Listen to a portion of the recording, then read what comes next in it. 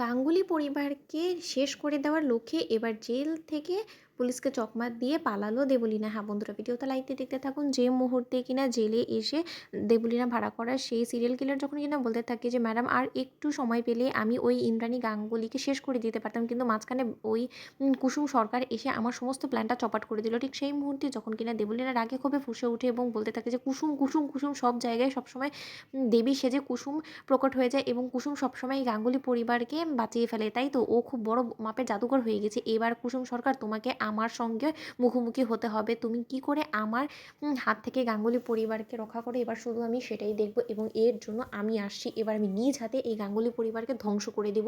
তখন আমি দেখব যে তোমার এই জাদুকরি কর্মকাণ্ডগুলো ঠিক কোথায় যায়। ঠিক সেই মুহূর্তে যখন কিনা সমস্ত জেলের কয়েদিদেরকে একসঙ্গে যখন কিনা বের করে খাবারের জন্য লাইনে দাঁড়া হতে বলে এবং সেই সুযোগটাকে কাজে লাগিয়ে দেবলীনার মম জয়িতা যখন কিনা আগে থেকেই কনস্টেবলকে টাকা খাইয়ে যখন কিনা বলতে থাকে যে আমার মেয়েকে যে করে হোক না কেন পালানোর একটা সুযোগ করে দিতে হবে এবং এটা করতে তুমি যদি সক্ষম হও তাহলে তোমাকে এর থেকেও দ্বিগুণ পরিমাণে আমি টাকা দেবো। ঠিক সেই মুহূর্তে সেই টাকার লোভে পড়ে যখন কিনা দেবলীনাকে সেই লাইন থেকে বের করে কয়েকটা টাকার বিনিময়ে যখন কিনা দেবলীনাকে পালাতে সাহায্য করে সেই কনস্টেবল এবং অবশেষে দেবলীনা যখন কিনা জেল থেকে পালিয়ে যায়, ঠিক তার পর মুহূর্তে সেই কনস্টেবল নিজে চিৎকার চেঁচামেচি করে দেবলীনা নেই, পালিয়ে গিয়েছে এই সমস্ত কথাবার্তা বলে মানুষকে জড়ো করে ফেলে এবং পুলিশ এসে যখন কিনা বলতে থাকে যে কী ব্যাপার, আপনাদের সমস্ত লোকেদের উপস্থিতিতে সমস্ত কয়েদিরা এখানে থাকা সত্ত্বেও সে কী করে হঠাৎ করে এরকম করে এত অ সুন্দর করে পালিয়ে যেতে পারে বলুন তো? আপনাদের লজ্জা করছে না? আপনারা কেমন কনস্টেবল বলুন তো? যেখানে কিনা আপনাদেরকে ওদের উপরে নজরদারি করার জন্য এখানে রাখা হয়েছে, সেই জায়গায় আপনাদেরকে চোখকে ফাঁকি দিয়ে এরকম একটা অপরাধী কী করে এখান থেকে পালিয়ে যেতে পারে বলুন তো? ঠিক সেই মুহূর্তেই দেবলীনা যখন কিনা জেল থেকে পালানো মাত্রই বলতে থাকে ওর মমকে যে, "মম,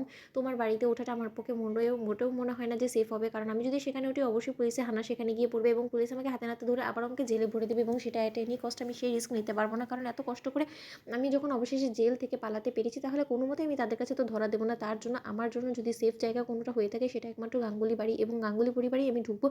ঢুকে ওদের নাকের ডগায় আমি থেকে ওদের সর্বনাশ করবো এবং সেটা হওয়া থেকে কেউ আটকাতে পারবে না। এবার আমি দেখি যে কী করে ওরা আমাকে চিনে। ঠিক সেই মুহূর্তে যখন কিনা জয়িতা বলতে থাকে, "কিন্তু বেবি সেখানে তুমি ঢুকবে কী করে বলো তো?" ঠিক সেই মুহূর্তে দেবলীনা বলতে থাকে যে, "কীভাবে আবার? আমি সেখানে কাজের লোকের ছদ্মবেশ ধারণ করে সেখানে আমি ঢুকবো এবং সেখানে আমাকে কেউ ধরতেও পারবে না। মম, তুমি এসব নিয়ে একদম টেনশন করো না।" ঠিক সেই মুহূর্তে ননির অ্যাবসেন্সে যখন কিনা একটা রান্নার লোক খুঁজতে থাকে সমস্ত লোকের, ঠিক সেই মুহূর্তে দেবলীনা কাজের লোকের ছদ্মবেশ ধারণ করে সিকিউরিটি গার্ডের কাছে এসে বলতে থাকে যে, "আমাকে ননি পাঠিয়েছে। ও নাকি কয়েকদিনের জন্য ছুটিতে গিয়েছে, তাই গ্রাম থেকে আমাকেও আসতে বলেছে এবং এই বাড়িতে নাকি একটা রান্নার লোকেরও প্রয়োজন আছে। তার জন্য আমি এখানে এসেছি। একবার ভেতরে যেতে পারবো?" ঠিক সেই মুহূর্তে সিকিউরিটি গার্ড বলতে থাকে যে, "ঠিক আছে, আমি তোমাকে নিয়ে যাচ্ছি, চলো।"